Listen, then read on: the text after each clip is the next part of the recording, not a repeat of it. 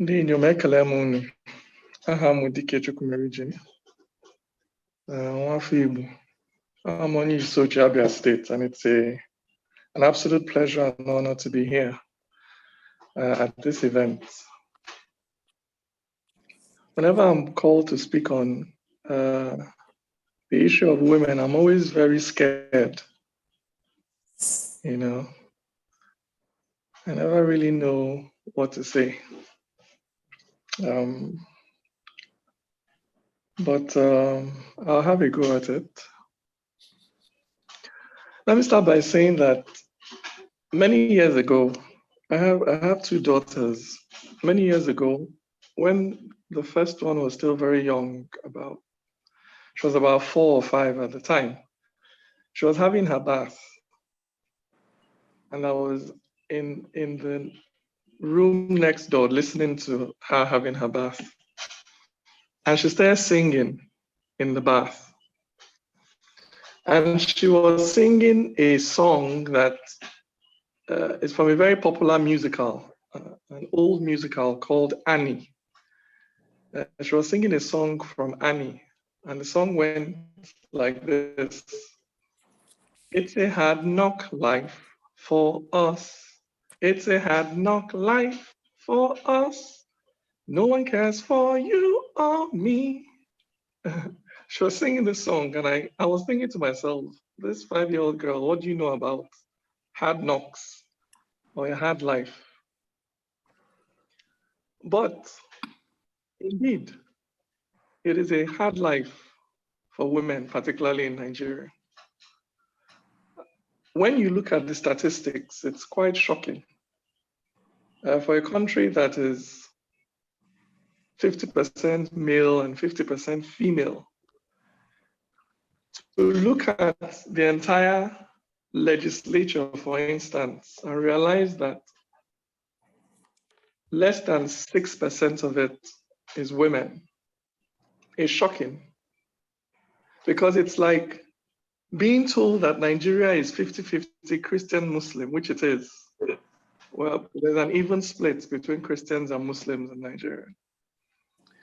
It's like having that split between Christians and Muslims and then being told that 94% of all the legislators in the country are Muslims. Nobody would accept that. Everybody would react very strongly to that unfairness or injustice would be very apparent for everybody. But we very conveniently live in a society where population is 9% of all the legislative positions in the country are occupied by men. And it doesn't even raise an eyebrow. It just tells you what the kind of society we live in. And it's not just the North, it's also the South. It's not just the East, it's also the West, it's everywhere. I was telling somebody the other day that I went for a professional gathering. Lawyers were gathering somewhere. And I sat down at the back and I observed that all the men were sitting. It was a gathering of lawyers from the Southeast, Southeastern lawyers. All the male lawyers were sitting down. And it's only the female lawyers that were serving food, doing protocol, standing at the doors, welcoming people. It's such a cultural thing. It's so ingrained. When we go home and we're having a meeting, young boys, some men in their 20s, 30s, 40s, and you have women in their 50s, 60s, cooking the food. How can I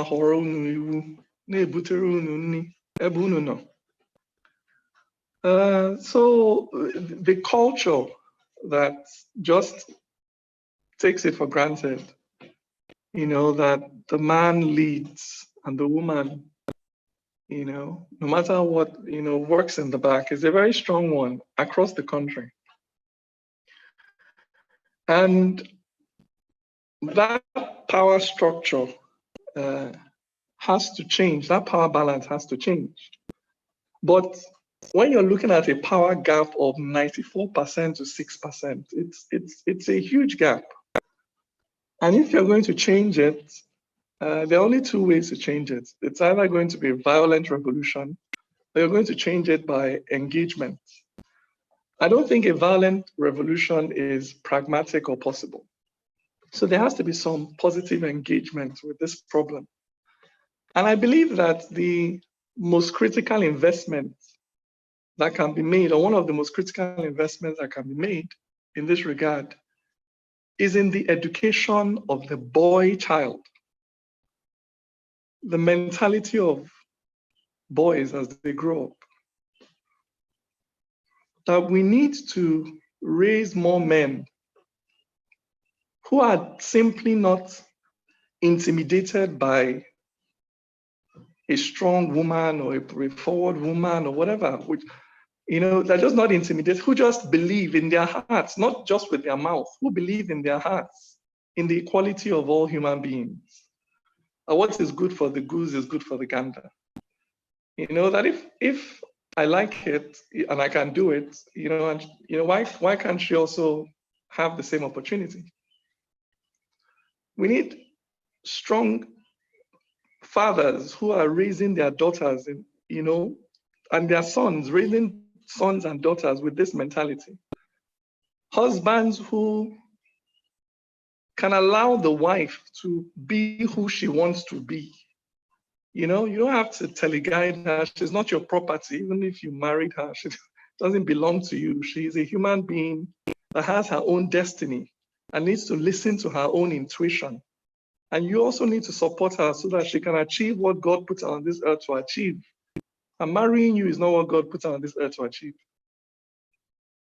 Colleagues in the office who are not in. So it's important to invest in this proactively, to be raising our children, particularly our boys and our girls, to realize that we may be different as men and women, but we are equal.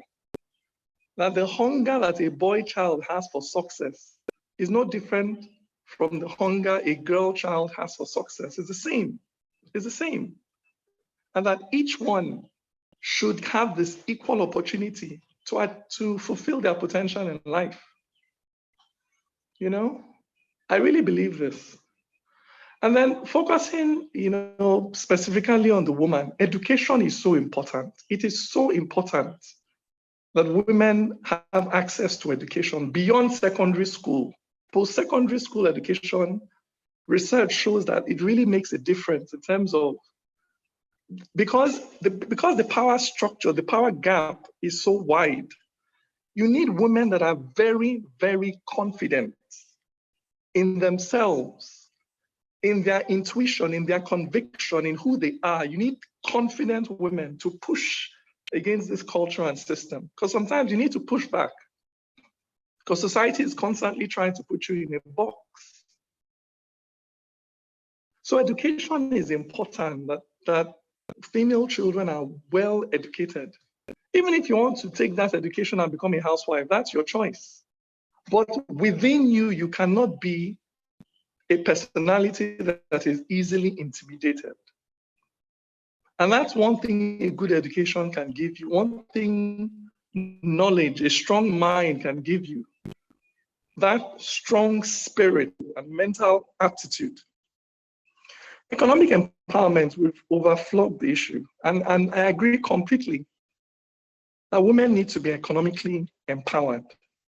And so we should be raising our children from get-go, our girls.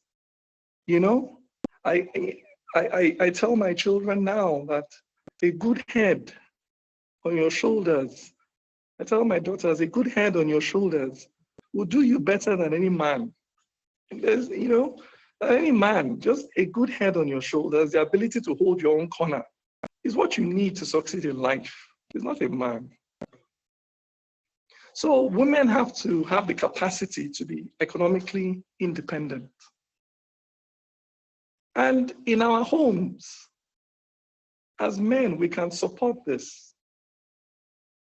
it's to me, people are different, but to me, I don't know why we talk about economic empowerment. Your wife is not even part of your own personal economic structure. She doesn't even know what you do. If you die today, she can't continue. She can't step into your shoes and continue. Where's the equality? It's supposed to be a partnership. There are two people in a marriage so that in case one falls down, the other person can just keep going. So it's important that even from the home, the woman is completely economically empowered. She knows where the money is. She has access to the money. She has equal say in how the money is spent. She has her own money as well. Economic empowerment is key. Education and economic empowerment are very key in this battle. Then there are wider societal issues. For instance, talking specifically about the issue of politics, participating in politics, as long as the political environment is so rough, the degree of violence is so high, the need for financial resources are so high, it's always going to be a difficult terrain for women to operate in because of that threat of physical violence. So wider electoral reforms that can bring down the level of violence required to win an election will favor women. These are some system-wide reforms that need to happen. Secondly, issues of identity.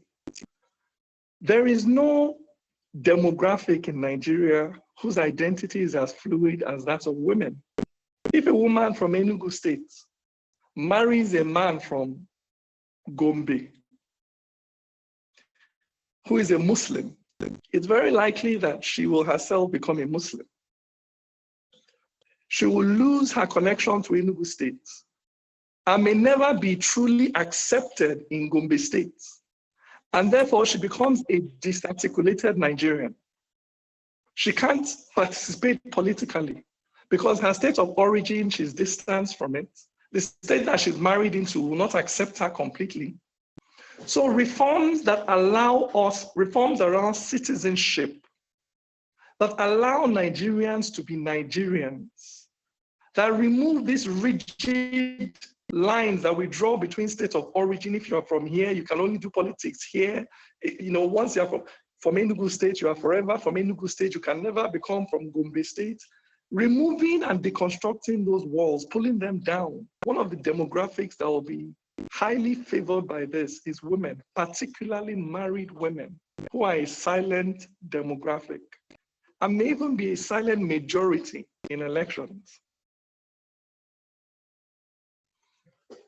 Also,